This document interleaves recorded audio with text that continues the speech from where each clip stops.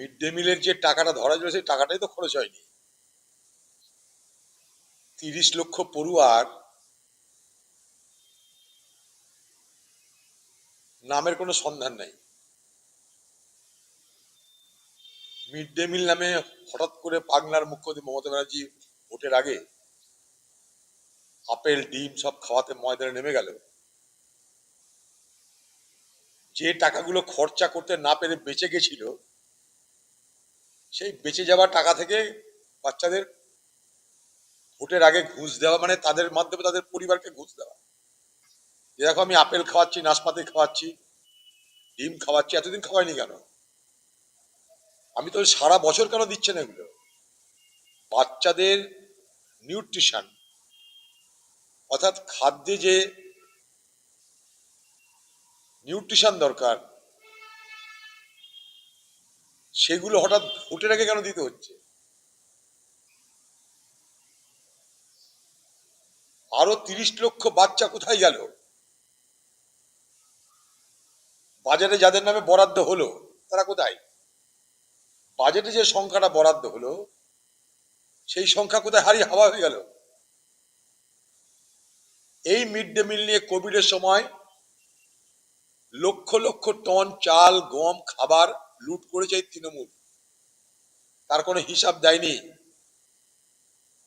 কোভিডের সময় শিশুদেরকে খাবার দেয়নি, সেই খাবার মেরে তৃণমূলের নেতারা খেয়েছে। আগে আমি বলেছিলাম, তা তদন্ত করুন, এখনো জানতে পারবেন।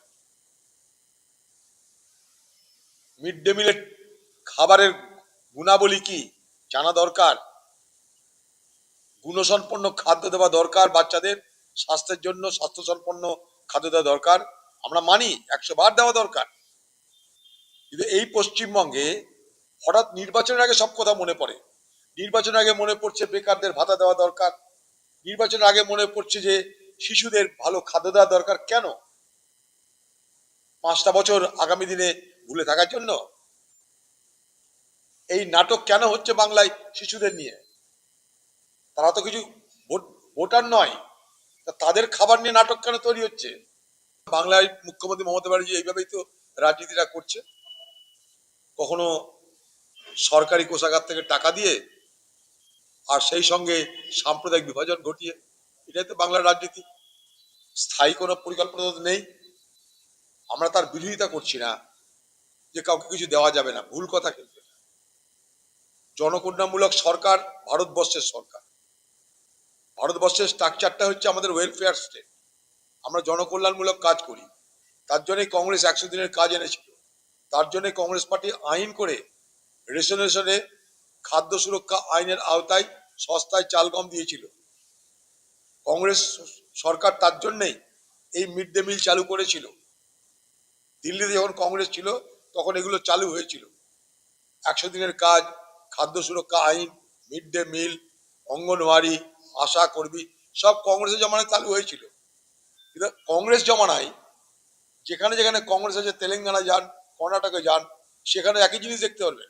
ফারাকটা কি? সেখানে রোজগার করে দেয়, এখানে রোজগার না করে দেয়। রোজগার না করে দিতে কি হচ্ছে? বাজারে ধার করে খাতিরদারি করতে হচ্ছে। তার জন্য কি হচ্ছে? আমার আপনার মাথার উপরে ধারের বোঝা বাড়ছে। পশ্চিমবঙ্গে আজকে ধারের বোঝার পরিমাণ 7,71,000 কোটি টাকা। কালকে আপনার বাড়িতে শিশু জন্মগ্রহণ করলে তার মাথার উপরে ধারের বোঝার পরিমাণ 73 থেকে 74,000 টাকা হবে।